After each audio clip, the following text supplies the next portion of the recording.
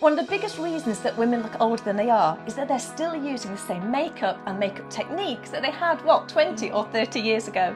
So stay watching this video because I'm going to give you a very simple anti-aging day makeup. Learning to balance, learning to be in the struggle, I find the relief. If you missed the last video I did, I actually looked at the home facial. I looked at doing a salon facial in the home. Which was gorgeous, I would have to say. You enjoyed that, didn't you? Very much so. If you missed that video, do check out the link up here and have a quick look because we've prepared Heidi's skin for makeup today. Makeup, first of all, tell me, what do you currently do? What do you like or not like?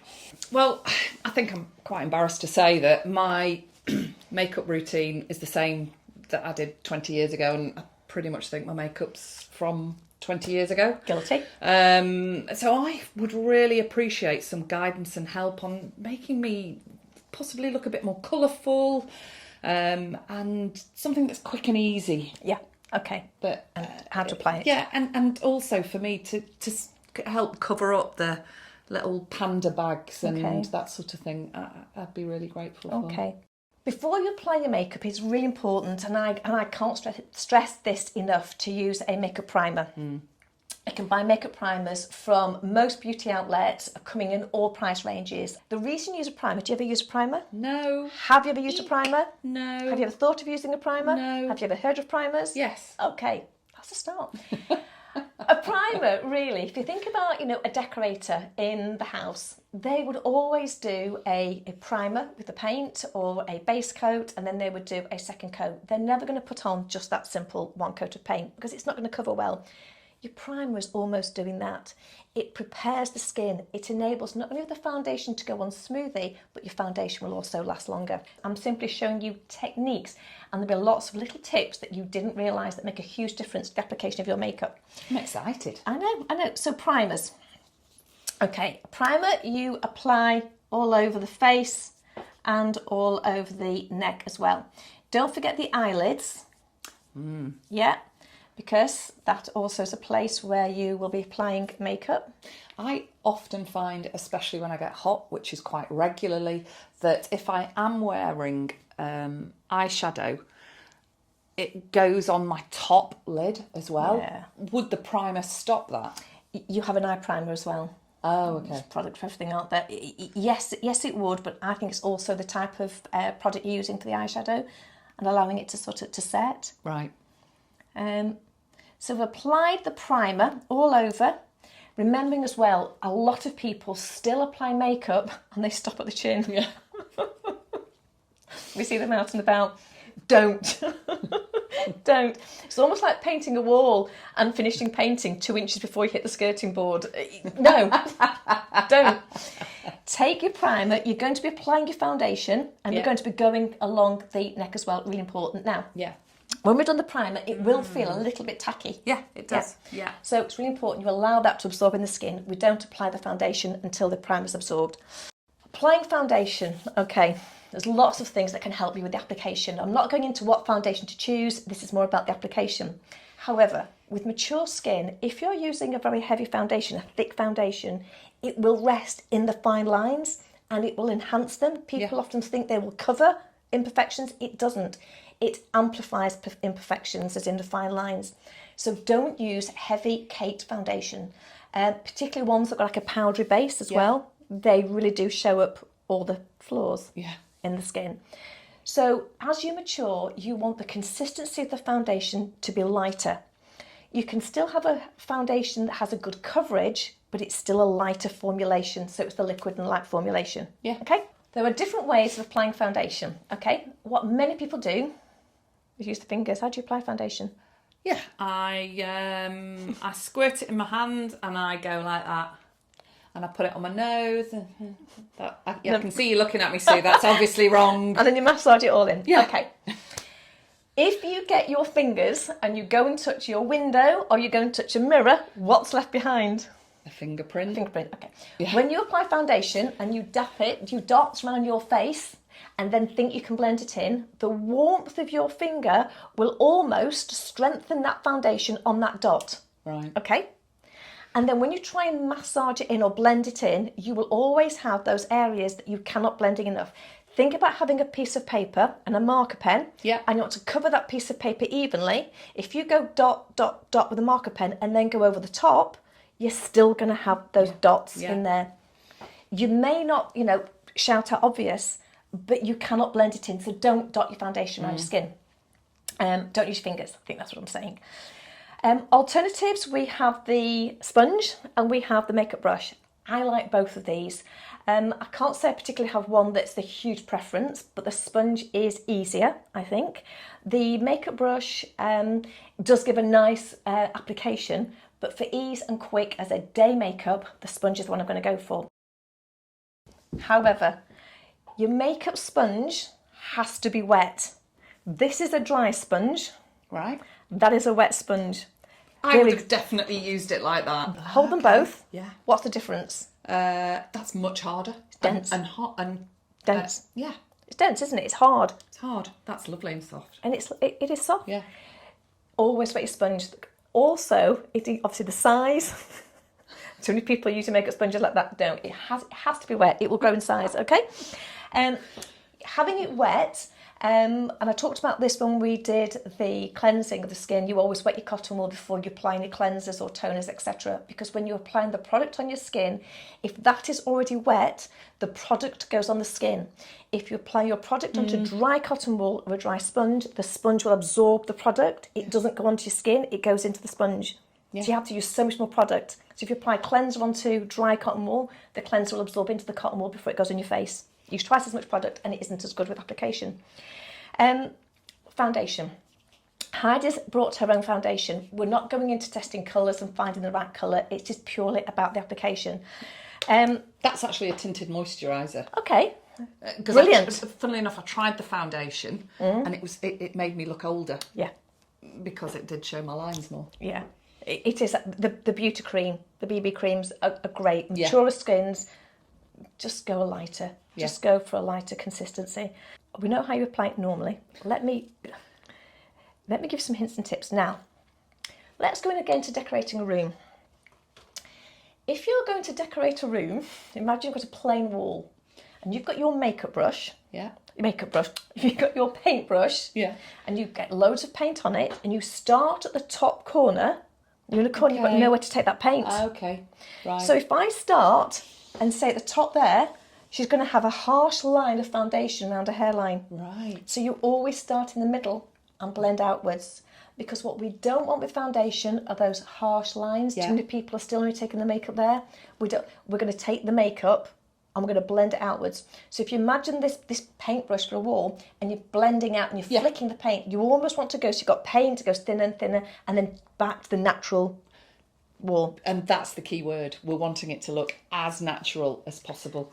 So I'm just going to start right from the middle and I'm working out. Now what I'm not doing as well is going near the eyes at this stage. Okay, so I'm blending the foundation and wherever we're actually going, we're flicking outwards. Now, going to the hairline here, I'm not going in the hairline, particularly because Heidi's got her hair tied back. You don't want to see foundation in the hair. The mature lady will have natural highlight, should we call them? Natural highlight. You don't want makeup going into the white hairs. It's not a good look. So you're flicking the foundation outwards, never stop at the jawline, and then we're flicking it down the chin. So if Heidi was out and she wants to lift her head up and someone sees under her chin, there should not be a demarcation line. If it's a good matching colour, it should just blend. Yeah. Yeah? This is the secret trick. Your skin is covered in fine hairs. Yeah. If I get them, you Yeah. see, I can get hold of them. Oh, yeah. And I can pull Yes. my skin. Yeah. Very, very fine baby hairs. These hairs grow like tiles of a roof. They grow and they lie flat on the skin like that. Yeah. So if you imagine you're painting foundation onto the skin and all these hairs flatten, when you move your face and the hairs move, what's going to happen? The foundation, well, there'll be gaps. There'll be gaps. Yeah. So you also need to go up, go against the grain of the skin.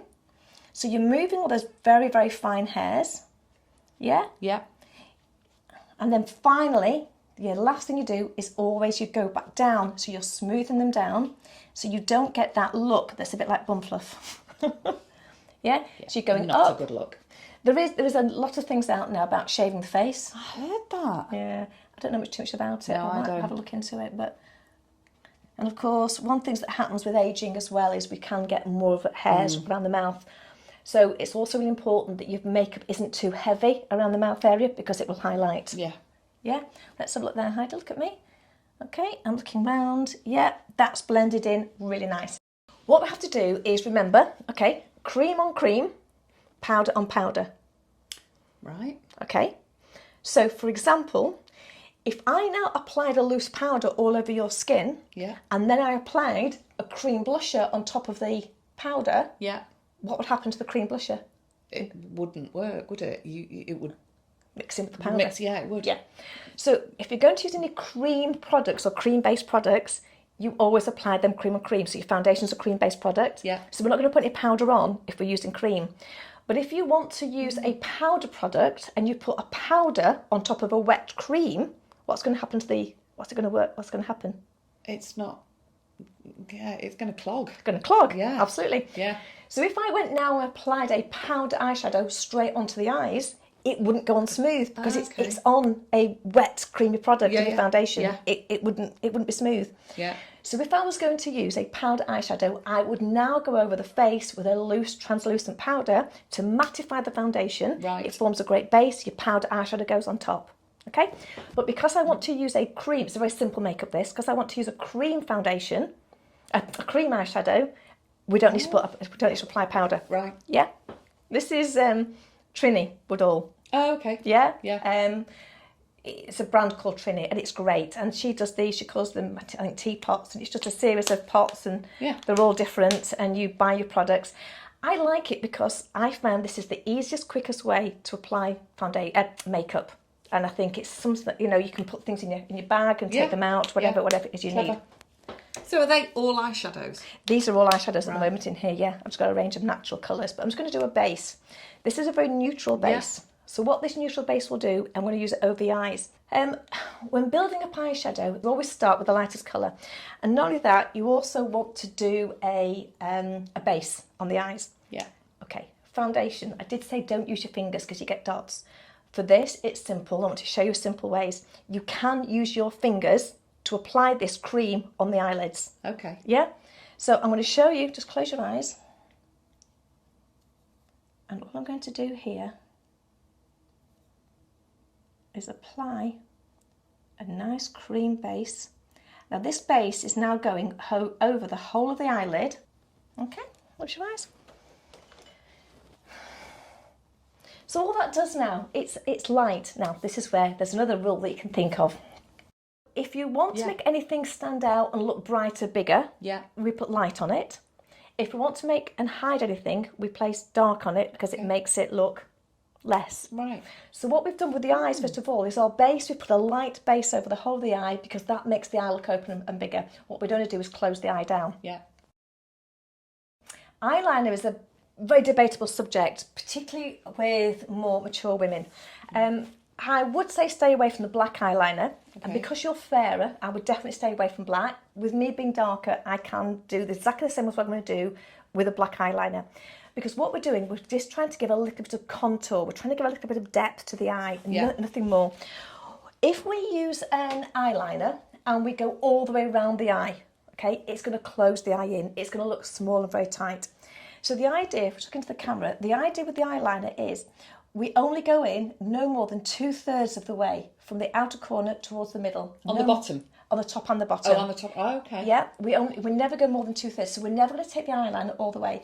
If you're 17, 18 and modern fashions and modern makeup, they can get away with it. They've got, the long lashes, the youthful eyes, tight skin. It's different. Oh, I know. We were like that once, Heidi. Once. We were definitely like that once.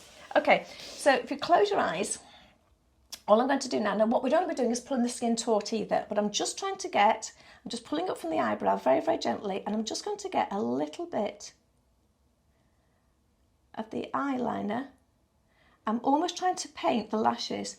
Wow. Look at your eye again there.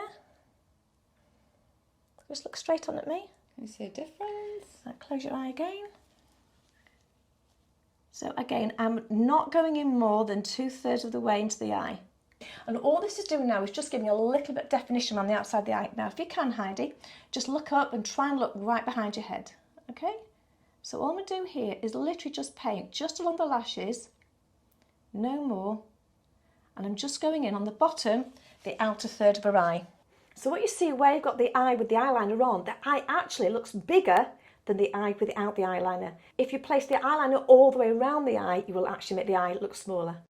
The eyeliner, if we want to set the eyeliner, is a cream product. Yeah? Yeah. So if we want to set that, we need to now put a little bit of shadow over top of it because the powder will set it. The powder sets anything that's cream based. Okay. The brush I'm using for this is just a fine brush, okay? The idea being you can actually paint a line with it. Yeah? Okay. So all we need to do now is take a dark brown eyeshadow. We don't want any loose shadow to come off. Can you see there? I just tapped it and the blob came off. Yeah. So we don't want anything going.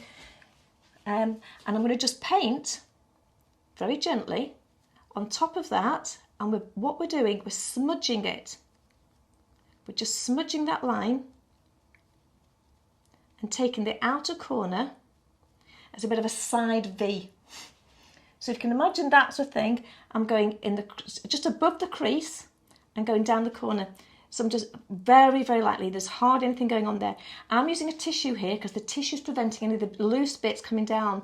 And if you see, the tissue goes from the corner of the eye up towards the corner of the eyebrow. That prevents anything falling down because if the shadow falls down, you're going to make the eyes look a bit more droopy and they're going to come down. So we don't want droopy. The brown eyeshadow, the one I'm using here is this colour here. And it's just a sort of, I say, a chocolate brown, to be honest. Again, we don't want anything too much. Tap it off. What about matching eyeshadow to eye colour? Is that important? Oh gosh. If you want to really enhance your eyes, there's certain colours you can use. Blue eyes will pop against orange. So if you use the autumn colours when you've got blue eyes, your eyes will really pop. If you use blue eyeshadow with blue eyes, you're going to lose the blue. Yeah. So blue eyeshadow with brown eyes could give it a pop as long as the brown are like that warm brown, that hazely brown. Right. But even things like greens, it's almost if you've got a bit of a contrast, they stand out. Yeah. Yeah. Whereas today, for the day makeup, you're just doing, Remember the colour thing, light and dark. Which one makes things recede and which one makes things stand out? Dark, recede, light stand okay. out. Yeah. So a lot of people have got like hooded eyes, so they feel their eyes are very heavy. Yeah. So if you have got a hooded brow, okay, and you put light on it, are you going to make it look more hooded or less hooded? Less. We need light. Actually, on Oh no, dark.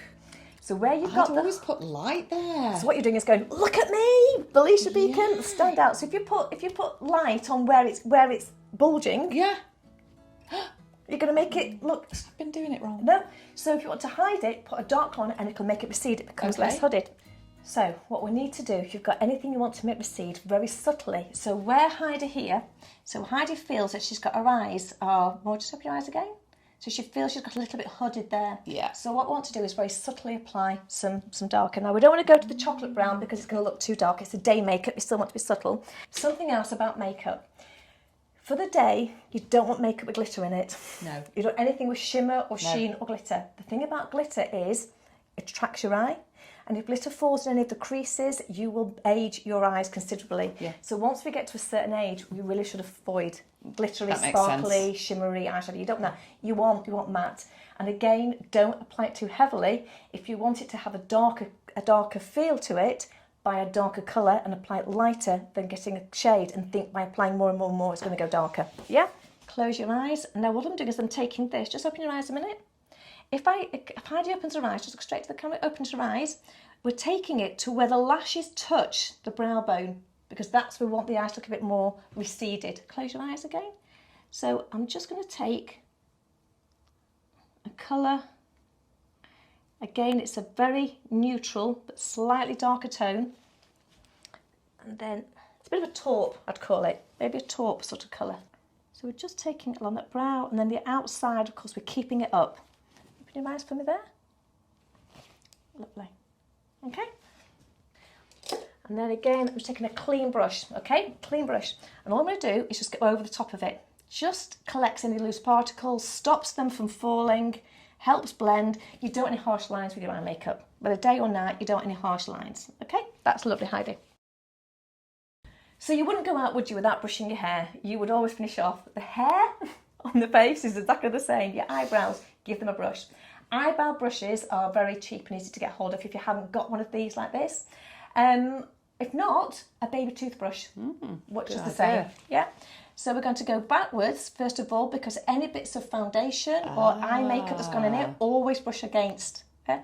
Before we brush up and we tighten. So we're going to go against the grain, then brush up and go and put it nice and neat. If you remember, you had powder on powder, cream on cream. If you're going to use a cream blusher, now is when you apply it. Okay, you can apply a blusher because you've got it on foundation, so it will glide. It will smooth. Yeah. If you're going to use a powder blusher, if you apply a powder blusher on your foundation without applying a translucent powder underneath, your powder blusher will stick and you'll get that dark, blotchy shadow. Particularly with mature skin, you really want something very, very light, and you only want a powder dusting. If you apply it too heavily, all those compact powders, they will cake inside fine lines and it will age you immediately. So I'm just going to get a very fine dusting. Okay, so there's not an awful lot of these in the actual pot. Yeah. I can bring more up, but we're not taking an awful lot. And again, all we're doing, again, starting at the nose, okay? And then brushing very, very gently. We're just giving it very, very fine dusting. Remember what I said about the fine hairs on the face? Yeah. Brush up. Yeah, lift all those hairs up. If you left it like that after brushing up, you would look furry in sunlight. You would have a layer of fur. So now we then need to always finish by brushing down. Okay, and that will flatten those fine lines. Okay, and don't forget, down the chin area. But that's not adding any colour. No colour at all. That's just purely almost like sealing it in. It just is just a very fine dusting, and it almost sort of mattifies the foundation. So if you're putting powder on top. Yeah. Okay, when it comes to blusher, what you're thinking about is the same principles, light and dark. Or if people apply it on the cheekbone. Apples. I was always people said, are you supposed to smile? And if you apply it on the apples, right, on the cheekbone, blusher is generally lighter or darker. Darker. So if you apply it on the bone, what's happening to the cheekbone? It's going to disappear. Going to recede. Yeah. And you don't want that. You want it to... So what we need to do is shadow just underneath the cheekbone. Yeah. Now, if you look at the cheekbone, here, you can feel your cheekbone. If you push your finger up like that, actually flat, and push up. You can feel the cheekbone. Try it yourself. Where you've got your cheekbone, you want to just, if you shadow slightly underneath it, of course your cheekbone's going to look more raised. If you apply your blusher on your cheekbone, you're making it recede and you're losing it. This is just a nice neutral. Nice. I don't go for too much of the pinks and the reds. You're wanting that shadow as well, aren't you? We're sort of taking, imagine that like a letter E. So from your hairline, 1, 2. So underneath, you don't put it on your jawline, because you put it on the jawline, you will flatten the jawline. Yeah. If you take it under your jawline, so actually underneath, so on this bit here, underneath any jowls or these you have, you're actually, the dark is making a chiselled look. You want it to be, so it's a chiselled look. And a very fine, we're not going dark at all. And we're just taking slightly under the chin, underneath the chin there. We've almost finished. All we need to do now is the mascara and the lipstick. Heidi's brought her own. So I'm going to let Heidi, there's a mirror there, I'm going to let Heidi apply her lipstick and her mascara herself. Do your mascara first, and then you can do that. For me, as my age increases, my eyesight decreases. So I couldn't actually put my mascara on in a normal mirror. I actually need one of the really super strong magnifying mirrors, which I have brought. Take your sponge that you've had before, you've got a little bit of residue foundation on, nothing wrong, and you can just, again, very gently, sort of just tidy up any loose areas going under the eye. Okay, and lipstick.